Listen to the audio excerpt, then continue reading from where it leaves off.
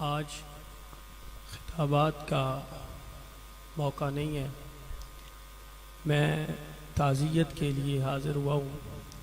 اللہ پاک کی بارگاہ اقدس میں عرض ہے کہ اللہ تعالیٰ حضور مفتی اعظم کے درجات بلند فرمائے، اور یقیناً ان کی دینی خدمات اور ان کا جو کام ہے آج وہ ہمیں نظر آ رہا ہے۔ اللہ تعالیٰ انہی کاموں کے، اور بالخصوص جو میں بات آج یہاں عرض کرنا چاہوں گا کہ حضور کی جو زندگی تھی وہ مانگڑ شریف میں بیٹھ کے جو میں نے دیکھی ہے کہ آپ نے ساری زندگی مسلک حق کا، اہل سنت والجماعت کا جس طرح پہرا دیا ہے، یہ لفظوں میں بیان نہیں کیا جا سکتا۔ ان کا عمل جو ہے وہ آج ان کے شاگردوں کی نظر میں نظر آ رہا ہے۔ آستانہ عالیہ مراڑیاں شریف کی یہ اعزاز ہے، ہمیشہ اہل سنت کا انہوں نے کام کیا۔ بالخصوص آج جس ہستی کے لیے ہم ادھر حاضر ہیں، اللہ تعالیٰ ان کے درجات بہت بلند فرمائے، اور جو حضور غوث پاک رضی اللہ تعالیٰ کا ان کے پہ کرم ہے، فیض ہے، اس میں مزید برکتیں عطا فرمائے، اور ان کے جو شہزادگان ہیں، بالخصوص ان کے سجادہ نشین صاحب، اللہ تعالیٰ ان کی اپنے خاص فضل اور کرم سے اس آستانے کی مدد فرمائے، کرم فرمائے، اور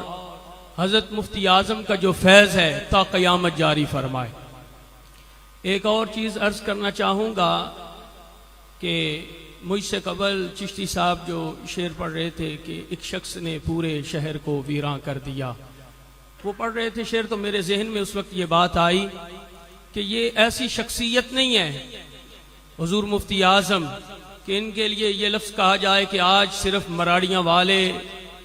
اس غم میں ڈوبے ہوئے ہیں، آج ان کا صرف خاندان ہے، بلکہ یہ ایسی شخصیت ہے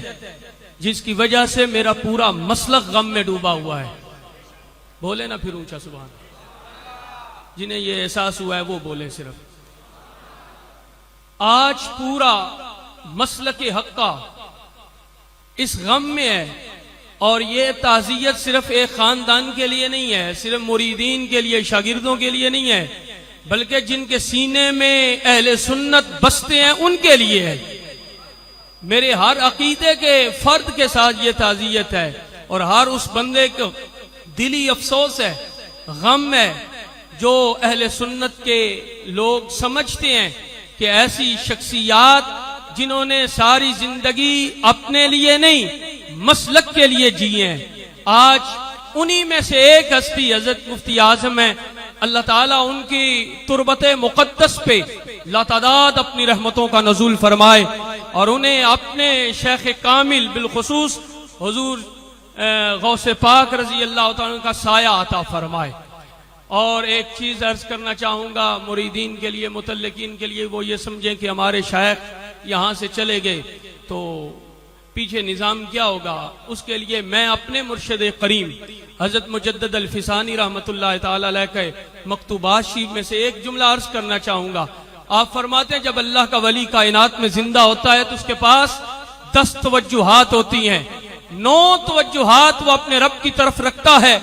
ایک توجہ اپنے مریدین، متعلقین، شاگردوں کی طرف رکھتا ہے۔ جب وہی اللہ کا ولی اس کائنات سے رخصت کر جاتے ہیں تو اللہ تعالیٰ ان کی 10 توجہات کو برقرار رکھتا ہے، لیکن معاملہ الٹ فرما دیتا ہے۔ پہلے معاملہ تھا 9 توجہات میرے خالق کی طرف تھی، ایک توجہ